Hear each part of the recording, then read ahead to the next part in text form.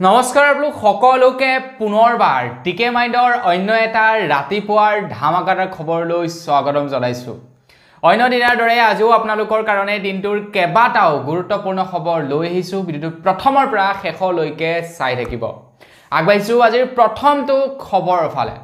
তো আমাৰ অসমত 4 তাৰিখৰ পৰা অৰ্থাৎ এই মাহৰ 4 তাৰিখৰ পৰা মহকুমা নাইকিয়া কৰিলে।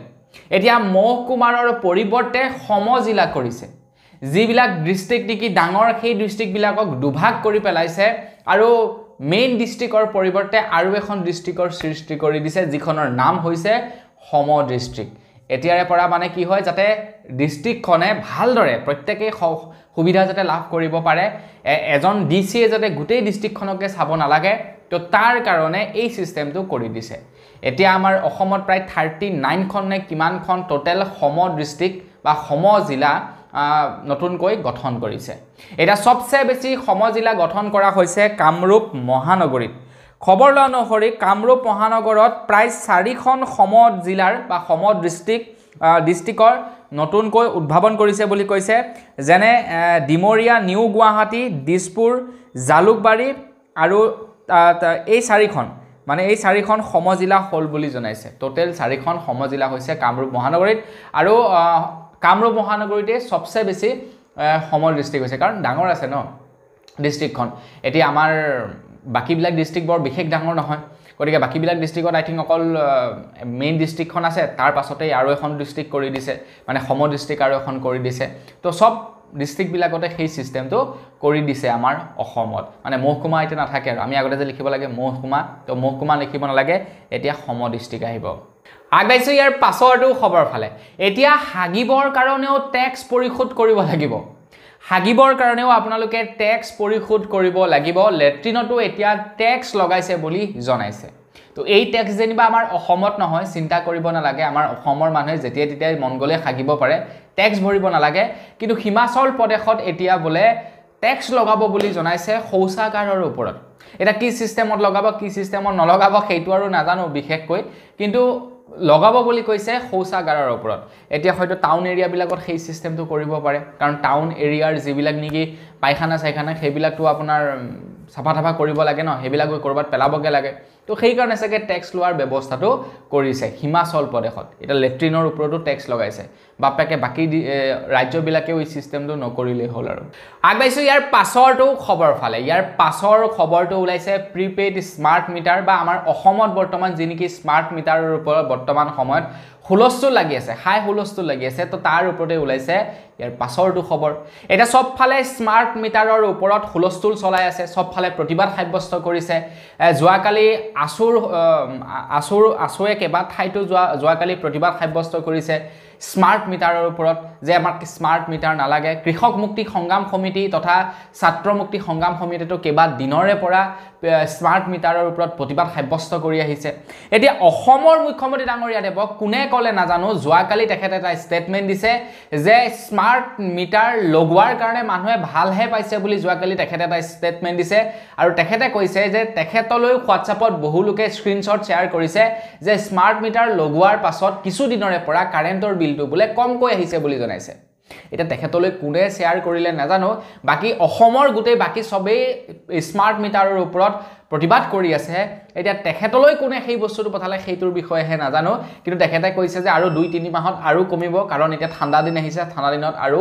স্মাৰ্ট মিটাৰৰ বিল কমি যাব বুলি কৈছে। এতিয়া নাজানো আৰু তেখেতলৈ সেই স্ক্ৰীনশ্বট কোনে পঠালে কোনে নাই পঠোৱা। তেখেতে 2-এটা স্ক্ৰীনশ্বটত গুৰুত্ব দিছে, কিন্তু বাকী গোটেই ৰাইজে যে আপোনাৰ প্ৰতিবাদ কৰি আছে তেখেতে সেইটোত হ'লে কোনোদিন গুৰুত্ব দিয়া নাই। আগবাইছোঁ ইয়াৰ পাছৰটো খবৰ ফালে। ইয়াৰ পাছৰ খবৰটো ওলাইছে গুৱাহাটী মহানগৰীৰ পৰা। খবৰ ওলাইছে যোৱাকালি গুৱাহাটী মহানগৰীত এক বৃহৎ ডকাইতি কাণ্ড হয় বুলি জনাইছে। 6জনকৈ ডকাইতে আহি এঘৰ মানুহৰ গ্ৰিল ভাঙি তেখেতলোকৰ ঘৰত সোমাই 5 লাখ টকা সহ অলংকাৰ লুটি লৈ যায় বুলি জনাইছে।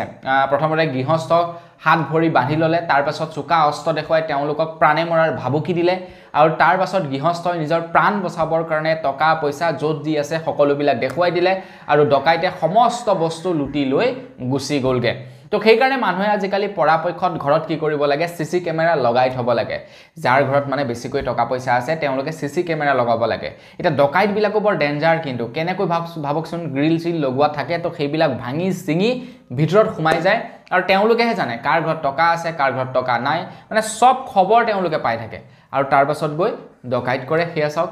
ছজন লোকে সোমাই 5 লাখ টকা লুটিলে আৰু অলংকাৰ ঢেই লৈ গুচি গল আগবাইছো ইয়াৰ পাছৰটো খবৰ ফালে ইয়াৰ পাছৰ খবৰটো ওলাইছে পিএম কিষাণৰ ওপৰত যোৱাকালি আছিলে 5 তাৰিখ 5 অক্টোবৰ আছিলে যোৱাকালি তো যোৱাকালি 5 অক্টোবৰ তাৰিখৰ দিনাখন আমাৰ ভাৰতবৰ্ষৰ কৃষকসকলৰ একাউণ্টত পিএম কিষাণৰ 2000 টকা পইচা ক্ৰেডিট হৈছে তো আপোনালোকে বাৰু পিএম কিষাণৰ সেই 2000 টকাটো পালেনে নাই পোৱা কমেন্ট এটা কৰি জনাব এতিয়ালৈকে আপোনালোকে যদি পইচা চেকেই কৰা নাই তেনে চেক কৰক আপোনালোকৰ একাউণ্টত যদি আপোনালোকে এপ্লাই কৰিছিলে বা আগৰে পৰা যদি আপোনালোকে পাই আছিলে দেন আপোনালোকৰ একাউণ্টত পইচা সোমাইছে নে নাই সোমোৱা সেইটো আপোনালোকে এবাৰ গৈ চেক কৰক কাৰণ 2000 টকা যোৱাকালি ট্ৰান্সফাৰ কৰি দিছে বেংকৰ একাউণ্টত উলিয়াওক পূজা আহি আছে খৰচা কৰিব পাৰিব আগবাইছো ইয়াৰ পাছৰটো খবৰ ফালে ইয়াৰ পাছৰ খবৰটো ওলাইছে যোৰহাট মেডিকেল কলেজৰ পৰা তো যোৰহাট মেডিকেল কলেজৰ মাসুল চিকিৎসাৰ মাসুল বৃদ্ধি কৰি দিছিলে যেনে অস্ত্ৰোপচাৰৰ মাসুল যেনে আপোনাৰ টিকটৰ মাসুল যেনে বেড ভাড়া যেনে বিভিন্ন ধৰণৰ টেষ্টৰ দাম এইবিলাক বঢ়াই দিয়া হৈছিলে যোৰহাট মেডিকেল কলেজত এটা যোৰহাট মেডিকেল কলেজৰ এই দামসমূহ আই থিংক যোৰহাট মেডিকেল কলেজৰ কৰ্তৃপক্ষই দামটো বৃদ্ধি কৰি দিছিলে এটা সব ফালে হুলস্থুল লাগি গল যেতিয়াই নেকি দাম বৃদ্ধি কৰি দিলে 500 টকা অস্ত্ৰোপচাৰৰ জায়গাত 6000 টকা কৰি দিলে যেতিয়া অস্ত্ৰোপচাৰৰ দাম যেতিয়া টিকটৰ 10 টকাৰ ঠাইত 20 টকা কৰি দিলে তেতিয়া মানুহৰ চকু কপালত উঠি গল আৰু সকলো ফালে দল সংগঠনসমূহে প্ৰতিবাদ কৰিলে আৰু অৱশেষত অসম চৰকাৰে সিদ্ধান্ত লবলৈ বাধ্য হল যে যেতিয়া পৰ্যন্ত অসম চৰকাৰে নিৰ্দেশ নিদিয়ে তেতিয়া পৰ্যন্ত যোৰহাট মেডিকেল কলেজৰ চিকিৎসাৰ মাসুল বৃদ্ধি নকৰে বুলি জনাইছে এতিয়া নকৰিলেতো ভালেই আছে বলে কেইদিনমান ৰখিলে মানুহৰ মনটো ঠাণ্ডা কৰিলে তাৰ পিছত আকৌ বলে দামটো বৃদ্ধি কৰি দিলে তেতিয়াহে আকৌ সেলুমনি বদতি হ'ব আগবাইছো ইয়াৰ পাছৰটো খবৰ ফালে ইয়াৰ পাছৰ খবৰটো ওলাইছে কৰিমগঞ্জৰ অসামৰিক চিকিৎসালয়ৰ পৰা ইয়াৰ পাছৰ খবৰটো ওলাইছে তো যিখন চৰকাৰে নেকি উন্নয়নৰ ঢোল বজাই থাকে সেইখন চৰকাৰৰ দিনত বহুতো এনেকুৱা কাম হয় যিবিলাক মই আপোনালোকক জনাই থাকো যিবিলাক দেখিলে লাগে যে সঁচাকৈ উন্নয়ন হৈছে নে সঁচাকৈ অসমৰ উন্নতি হৈছে নে 3 দিন ধৰি কৰিমগঞ্জৰ অসামৰিক চিকিৎসালয়ত কাৰেন্ট নাই নাৰ্স ডক্টৰ সকলে ফ্ল্যাশ লাইট জ্বলাই ৰোগীক চিকিৎসা কৰিছে বুলি জনাইছে চিকিৎসা কৰিছে আপোনাৰ ফ্ল্যাশ লাইট জ্বলাই অকল হেয়াই নহয় আজিৰ পৰা কিছুদিন পূৰ্বে মই এখন মেডিকেলত গৈছিলো মেডিকেলখনৰ নাম নকওঁ বাৰু মই তাৰ ৰিপৰ্ট অৱশ্যে তাৰ স্থানীয় যিজন নেকি বিধায়ক আছে তেখেতক মানে ৰিকুৱেষ্ট কৰিছিলো যে সেইবিলাক ঠিক কৰিবৰ কাৰণে এটা ঠিক কৰিলে নে নকৰিলে নাজানো বাৰু যি কি নহওক মই জলৈ গৈছিলো যিখন হস্পিটালত গৈছিলো যি অৱস্থা হস্পিটালৰ যত নেকি আপোনাৰ প্ৰি প্ৰেগনেন্ট ওমেন বিলাকক ৰখা হয় মানে যিবিলাক মহিলাৰ আপোনাৰ ডেলিভাৰী কৰা হয় ডেলিভাৰীৰ আগ মুহূৰ্তত যেটো স্থানত ৰখা হয় ইমানেই দুৰ্গন্ধ ইমানেই লেতেৰা না ফেন আছে না কিবা আছে ইমানেই অৱস্থা বেয়া আগফালে বলে ৰংসংয়া ভিতৰ ফালে আপোনাৰ ধুবাংবাং বুলি কয় যে সেই অৱস্থাত হৈ আছে তা মই বাৰু সেইবিলাক জনাইছিলো স্থানীয় বিধায়কজনক নাজানো ঠিক কৰিলে নে নকৰিলে সো সেই অৱস্থা এতিয়া সেইখন চৰকাৰৰ সেইখন উন্নয়নৰ গান গাই থকা চৰকাৰৰ সেই অৱস্থা আগবাইছো ইয়াৰ পাছৰটো খবৰ ফালে ইয়াৰ পাছৰ খবৰটো ওলাইছে অসম চৰকাৰে যি নেকি ছাত্ৰীসকলক স্কুটি প্ৰদান কৰে হায়াৰ সেকেন্ডাৰী পাস কৰাৰ পাছত 60% মাৰ্ক লৈ পাস কৰিলে যেনেকি স্কুটি প্ৰদান কৰে তাৰ ওপৰত যোৱাকালি আসুৱে খুব উজাৰিলে আসুৱে কৈছে যে চৰকাৰে স্কুটি প্ৰদান কৰিছে ছোৱালীবিলাকক ফ্ৰীকৈ স্কুটি প্ৰদান কৰিছে এটা সেই জনী ছোৱালীয়ে স্কুটি তেল ভৰাই চলাবৰ কাৰণে মাকৰ পৰা পইচা বিচাৰিব লাগে আৰু পইচা মাকে দিয়ে কৰ পৰা অৰুণোদয় আঁচনিৰ যি নেকি পইচা লাভ কৰে সেই পইচা মাকে দিব লাগে আৰু তাৰ পাছত 100 টকা লিটাৰ তেল ভৰাই ছোৱালীজনী অকল হেয়াই নহয় তাৰ লগতে 150 লিটাৰ মিঠাতেল কিনি খাব লাগে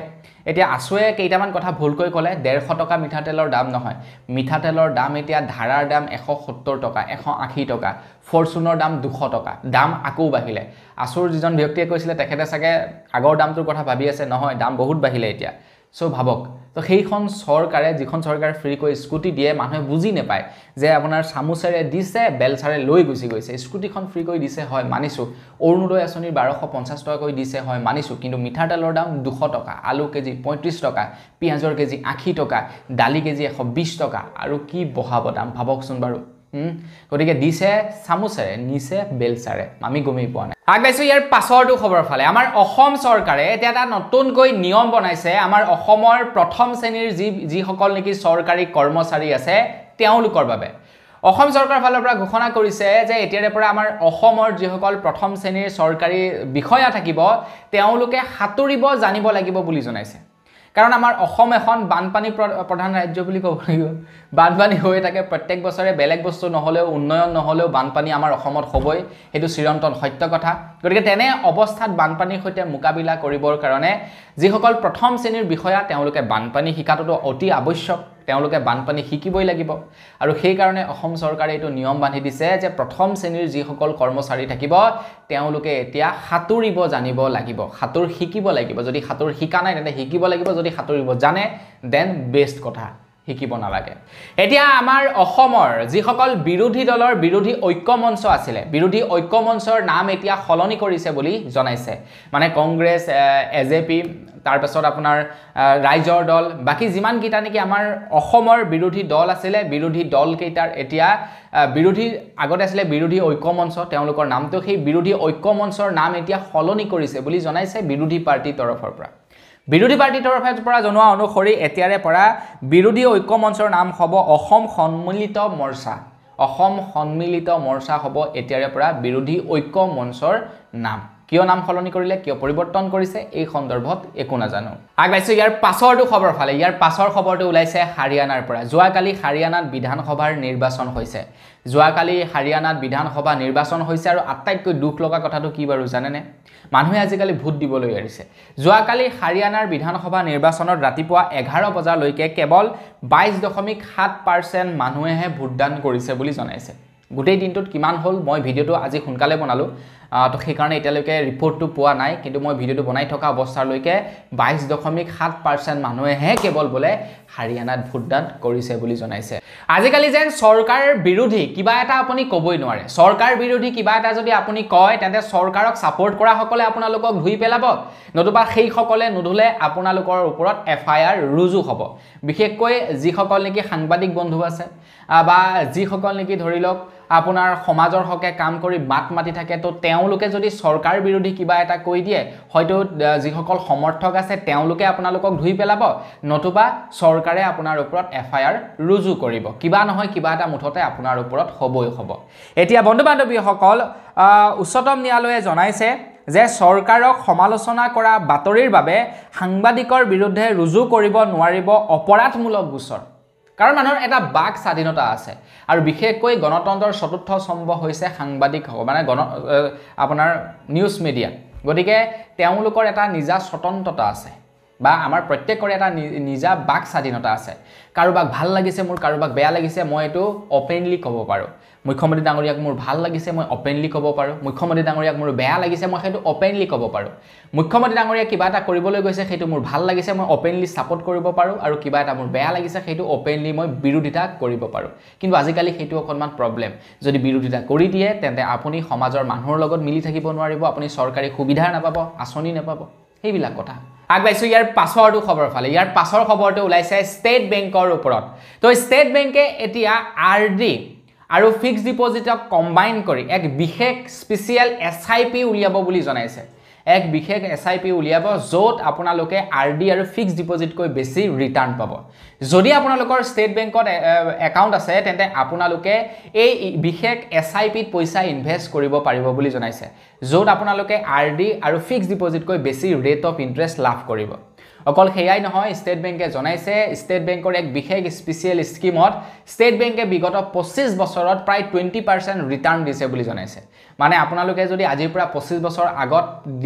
প্ৰত্যেক মাহে যদি 5000 টকা কৈ জমা কৰি গলহেতেন তেন্তে আপোনালোকে আজি 2-3 কোটি টকা 3-4 কোটি টকাৰ অলমোস্ট মালিক হৈ থাকিলেহেতেন গতিকে এসআইপি কৰাটো ভাল কথা পইচা সেভিংস কৰাটো ভাল কথা গতিকে আপোনালোকে কৰিব পাৰিলে কৰিব লাগে আগবাইছো ইয়াৰ পাছৰটো খবৰ ফালে ইয়াৰ পাছৰ খবৰটো ওলাইছে তামুলপুৰৰ পৰা তামোলপুৰত আকৌ এবাৰ যৌন নিৰ্যাতনৰ ঘটনা ওলাই পৰিছে খবৰ লাইছে তিনি ছাত্ৰীক প্ৰধান শিক্ষকে যৌন নিৰ্যাতন চলোৱাৰ অভিযোগ উত্থাপন হৈছে বুলি জনাইছে এই খবৰ ওলাইছে তামোলপুৰৰ পৰা তামোলপুৰৰ মাহবাৰীত তিনি ছাত্ৰীক যৌন নিৰ্যাতন প্ৰধান শিক্ষকৰ বিৰুদ্ধে যৌন নিৰ্যাতনৰ অভিযোগ উত্থাপন হৈছে বুলি জনাইছে অভিযুক্ত শিক্ষকজনৰ নাম হৈছে প্ৰভাত চন্দ্ৰ দাস আৰু তেখেতক বৰ্তমান সময়ত আৰক্ষীয়ে আটক কৰিছে বুলি খবৰ ওলাইছে কেইদিনমান এনেকুৱা ধৰণৰ খবৰবিলাক শুনা পোৱা নাছিলো সেই যে ঢিঙৰ কাণ্ডটো হৈছিলে তাৰ পাছত অকনমান উত্তাল হৈ গৈছিলে তাৰ পাছত এইবিলাক খবৰ বহুদিন শুনা নাছিলো এতিয়া আকৌ লাহে লাহে এই খবৰবিলাক আমাৰ অসমত ওলাই পৰিছে আমাৰ ভাৰতীয় এখন ফিল্ম লাপাতা লেডিজ তো এই লাপাতা লেডিজে অস্কাৰ এৱাৰ্ড পাবলৈ সক্ষম হ'ল ভাৰতীয় এখন ফিল্ম লাপাতা লেডিজ আৰু এইখনে অস্কাৰ এৱাৰ্ড পাবলৈ সক্ষম হৈছে এতিয়া ফিল্মখন কেনেকুৱা ফিল্মখন চাবলৈ কেনেকুৱা মই এতিয়ালৈকে বাৰু চোৱা নাই তাৰ কাৰণে মই আপোনালোকক জনাব নোৱাৰিম ফিল্মখনৰ কাহিনীটো কি হয় কেনেকুৱা ফিল্মখন হয় যদি আপোনালোকে চাইছে তেন্তে কমেন্ট এটা কৰি অলপমান থুলমূলকৈ জনাই যাব এতিয়া এই লাপাতা লেডিজ ফিল্মখন জাপানত ৰিলিজ হৈছে বুলি জনাইছে আৰু ভাৰতীয় যেনেকৈ আদৰি লৈছিলে ঠিক তেনেকৈ এতিয়া লাপাতা লেডিজ নামৰ ফিল্মখন জাপানিজ সকলে মানে জাপানৰ মানুহসকলে এতিয়া আদৰি লৈছে বুলি জনাইছে ভাৰতীয় ফিল্ম জাপানত গৈ ৰিলিজ হৈছে আগবাইছো ইয়াৰ পাছৰটো খবৰ ফালে ইয়াৰ পাছৰ খবৰটো ওলাইছে উত্তৰ প্ৰদেশৰ পৰা উত্তৰ প্ৰদেশৰ এটা মন্দিৰৰ পৰা 100 বছৰ পুৰণি দুটাকৈ মূৰ্তি এজন চুৰে চুৰ কৰি নিলে 100 বছৰ পুৰণি দুটাকৈ সোণৰ মূৰ্তি এজন চুৰে চুৰ কৰি নিলে আৰু সেই মূৰ্তি দুটা আছিল ৰাধা আৰু কৃষ্ণৰ এজন চুৰে ৰাধা আৰু কৃষ্ণৰ মূৰ্তি দুটা চুৰ কৰি নিলে জাহাই সেই চুৰজনে ৰাধা কৃষ্ণৰ মূৰ্তি চুৰ কৰি নিলে তাৰ পাছত সেই চুৰজনৰ ঘৰত নানান ধৰণৰ বিপদে আহি দেখা দিছে কাৰোবাৰ বেমাৰ হৈছে কাৰোবাৰ কিবা হৈছে মুঠৰ ওপৰত চাৰিওফালৰ পৰা কেৱল বিপদ আৰু বিপদ আৰু বিপদ সেই চুৰৰ ঘৰত আৰু অৱশেষত সেই চুৰজনে সেই মূৰ্তি ভাগ নি ঘূৰাই থৈ আহিলে আৰু ক্ষমা প্ৰাৰ্থনা বিচাৰিলে ভগৱান তথা ৰাইজৰ ওচৰত 10 দিনৰ পাছত সেই মূৰ্তি ভাগ নিজেই ঘূৰাই দি থৈ আহিলে বুলি জনাইছে সো চাওক যিসকলে নেকি বিশ্বাস নকৰে ভগৱানৰ ওপৰত আজিও দেখিছে ভগৱানৰ লীলা নথকা নহয় আগবাইছো ইয়াৰ পাছৰটো খবৰ ফালে ইয়াৰ পাছৰ খবৰটো ওলাইছে কটন কলেজৰ পৰা কটন কলেজৰ সাধাৰণ নিৰ্বাচন হৈছিল কটন কলেজৰ সাধাৰণ নিৰ্বাচনত কেবাজনো প্ৰাৰ্থীয়ে প্ৰতিদ্বন্দ্বিতা কৰিছিল আৰু কটনৰ নিৰ্বাচন মানে আমাৰ গাঁৱৰ আই থিংক এইবিলাক পঞ্চায়ত নিৰ্বাচনৰ নিচিনা ইমান মানে বহুলভাৱে হয় কটনৰ নিৰ্বাচন বাকি যি কি নহওক কটন কলেজৰ নিৰ্বাচনৰ সাধাৰণ সম্পাদকৰ পদৰ বাবে এতিয়া আকৌ নিৰ্বাচন হ'ব বুলি জনাইছে কটন কলেজৰ সাধাৰণ সম্পাদকৰ পদত কিবা বিসংগতি ঘটিছিলে নিৰ্বাচনৰ ক্ষেত্ৰত ভোট দিয়াৰ ক্ষেত্ৰত এতিয়া আকৌ হেনো সাধাৰণ সম্পাদকৰ পদৰ বাবে নিৰ্বাচন হ'ব বুলি জনাইছে নিৰ্বাচন হ'ব 7 আগষ্ট পুৱা 10 বজাত এই নিৰ্বাচন হ'ব বুলি জনাইছে এটা ভোটত পৰাজিত হৈছিল কুলদীপ গৌতম শৰ্মা আগবাইছো ইয়াৰ পাছৰটো আৰু একেবাৰে শেষৰ খবৰটো ফালে একেবাৰে শেষৰ খবৰটো ওলাইছে দুৰ্গা পূজাৰ ওপৰত এইবাৰ দুৰ্গা পূজাত চাগে আপোনালোকে কাপোৰৰ সলনি ৰেইনকোট লোৱাই ভাল হ'ব নেকি কিয় কৈছো জানেনে কাৰণ খবৰ ওলাইছে যে এইবাৰ 7 তাৰিখৰ পৰা 12 তাৰিখ পৰ্যন্ত মজলীয়া বৰষুণ থাকিব আমাৰ অসমত বতৰ বিজ্ঞানীয়ে জনাইছে 7 তাৰিখৰ পৰা 12 তাৰিখলৈ এইবাৰ বৰষুণ থাকিব অসমত দুৰ্গা পূজাৰ সময়ছোৱাত গতিকে সেইকাৰণে কৈছো আপোনালোকে এইবাৰ